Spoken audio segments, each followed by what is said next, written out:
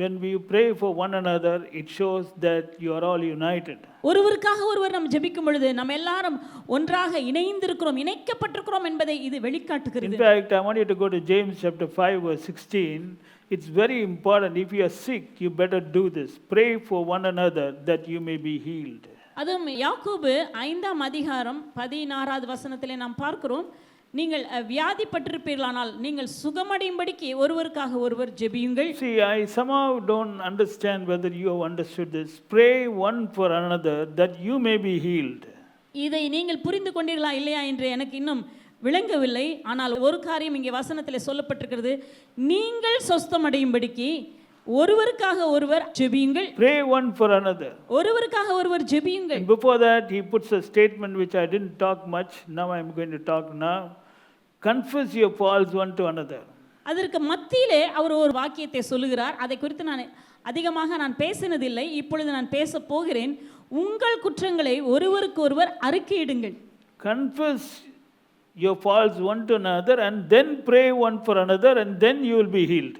நீங்கள் சொஸ்தமடையும்படிக்கு உங்கள் குற்றங்களை ஒருவருக்கு ஒருவர் அறிக்கையிட்டு ஒருவருக்காக ஒருவர் ஜெபம் பண்ணுங்கள். It doesn't mean you are going to confess all your faults. That is not what he is telling. அப்படி என்றால் உங்களுடைய தவறுகள் பிழைகள் எல்லாவற்றையும் நீங்க வெளியே சொல்லுவது அதை குறித்து அவர் சொல்லவில்லை. I'm trying to explain this because some people may think so. ஏனெனில் சிலர் அப்படியும் யோசித்துக் கொள்வார்கள், ஆகவே நான் அதை சொல்லுகிறேன். It means if you have done something against somebody, you confess your faults. நீங்க ஒருத்தர் விரோதமா பேசியிருந்தீங்கன்னா, ஒருத்தர் விரோதமா ஏதாவது செஞ்சிருந்தீங்கன்னா முதல்ல கன்ஃபஸ் பண்ணுங்க. கன்ஃபஸ் பண்ணலனா சுகம் வராது. இல்லாவிட்டால் உங்களுக்கு சுகம் அதனால தான் பேசுறோங்க. நீங்க பாருங்க வியாதி போகாது. நீங்க பாருங்க மற்றவங்கள பற்றி பேசுறவங்க பாருங்க. That's what he's telling. First he doesn't say pray one for another. First he says confess your faults, your fault. Your fault. நீங்க செய்த குற்றம். நீங்களே வாயை திறந்து பேசுனீங்க பாத்தீங்களா? Confess your fault one to another. அது எப்படி பாஸ்டர் நான் எப்படி போய் செய்ய முடியும்? எப்படி பாஸ்டர் அத நான் சொல்ல முடியும்? அது இன்னொரு ப்ராப்ளம். நீங்க போய் சொன்னா அவர் பெரிய பந்த பண்ணிருப்பாரு. That's why sickness is working inside the church, brother. ஆகவே தான் இன்றைக்கு சபைக்குள்ளாக வியாதியானது செயல்பட்டு கொண்டிருக்கிறது. We are full of pride. உள்ளே பெருமை நமக்குள்ளாக இருக்கிறது. No humility. தாழ்மை இல்லை. How can I confess? எப்படி நான் அறிக்கை செய்ய முடியும்? Don't confess.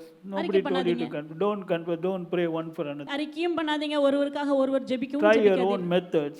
உங்களுடைய சொந்த முறைகளின்படி செயல்படுங்கள். But this is what the apostle is talking to the church. இதுதான் அப்போஸ்தலர் சபைக்கு எழுதுகிறார்கள். He's not talking to the unbelievers. He's talking to the church. Any among you, he's talking to the church. Is any among you sick?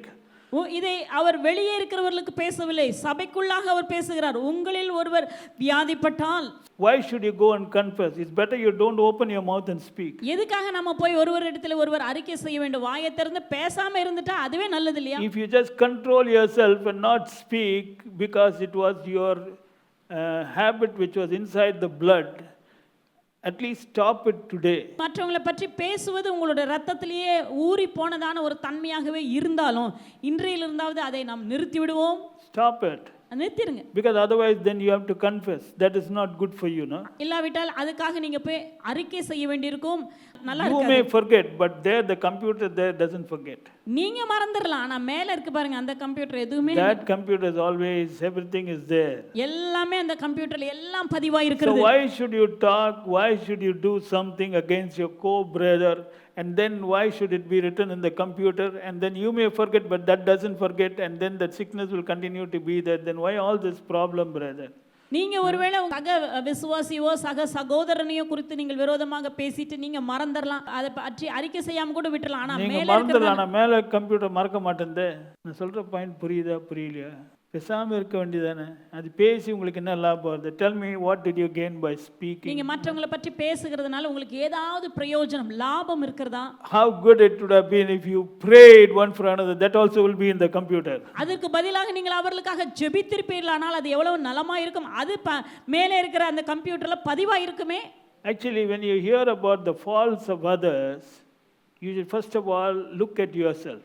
மற்றவர்களுடைய குற்றங்களை நீங்கள் கேள்விப்படும் பொழுது உங்களை நீங்கள் சற்று சிந்தித்து பாருங்கள். Instead of judging, மற்றவர்களை நியாயம் தீர்க்காதீர்கள். Judge not others lest you be judged. நீ நியாயம் தீர்க்கப்படாதபடிக்கு நீ ஒருவரையும் நியாயம் தீர்க்காதே என்று வசனம் சொல்கிறது. That's why when you hear of some fault of somebody, don't judge. Look at yourself and try to find out how wonderful person you are. And then the Holy Spirit will reveal to you how wonderful and how beautiful everything is there in the inside. நீங்க மற்றவர்களுடைய குற்றங்களை குறித்து கேள்விப்படும் பொழுது நீங்க எவ்வளவு நல்ல நபர்ன்ற நீங்க உணருங்க. ஏன்னா உள்ளாக இருக்கிற ஆவியானவர் உங்களுக்கு உணர்த்துவார். கொஞ்சம் ஆராய்ஞ்சு பார்த்தீங்கன்னா எல்லாத்தையும் சொல்லுவார். ஆண்டவர் உங்களுக்கு அருமையான நபர்னு சொல்லி எவ்வளவு நீங்க நல்லவங்க என்பதை அப்ப நீங்க மன்னிப்பு கேட்டுட்டு பேசவே மாட்டீங்க. அதுக்கு பிறகு நீங்க மன்னிப்பு கேட்டுட்டு பேசவே மாட்டீங்க. அப்புறம் அவங்களுக்காக ஜெபம் பண்ணுவீங்க. அதுக்கு பிறகு நீங்க அவர்களுக்காக ஜெபிப்பீர்கள். See, the only person who could have spoken, actually if you ask me, would have been Jesus, because Jesus didn't know what was sin. உண்மையாகவே மற்ற நபரை பற்றி பேசக்கூடிய ஜட்ஜ்மென்ட் பண்ணிருக்கலாம். அதாவது நியாயம் தீர்க்கக்கூடிய ஒரே ஒரு நபர் யார் என்றால் இயேசுதான். அவர் யாரையுமே நியாயம் தீர்க்கல. அவர் யாரையுமே நியாயம் தீர்க்கல. Even that woman was caught in adultery, he didn't say, I'm not condemning you. அந்த விபச்சாரத்தில் கண்டுபிடிக்கப்பட்டதான அந்த ஸ்திரீயை பார்த்து கூட ஆண்டவர் என்ன சொல்ல, உன்னை நான் குற்றவாளியாக தீர்க்கவில்லை. I'm not condemning you. உன்னை நான் குற்றவாளியாக்கவில்லை, He தீர்க்கவில்லை. said, don't go and sin anymore. இனி பாவம் செய்யாதே, அதுதான் ஆண்டவர் சொன்னார். See, this is how you should be, brother. இப்படி தான் நாம் நடந்து கொள்ள வேண்டும். Then only you can go from strength to strength. அப்பொழுதுதான் நீங்கள் பலத்தின் மேல் பலன் அடைய முடியும். See, because if your inner man has to be strong, you have to ensure that your inner man is in line with the word of God. உங்களுடைய உள்ளான மனுஷன் பலமாய் இருக்க வேண்டுமானால் உங்களுடைய உள்ளான மனுஷன் தேவனுடைய வார்த்தைக்கு செவி கொடுக்கிறவனாய் இருக்க வேண்டும்.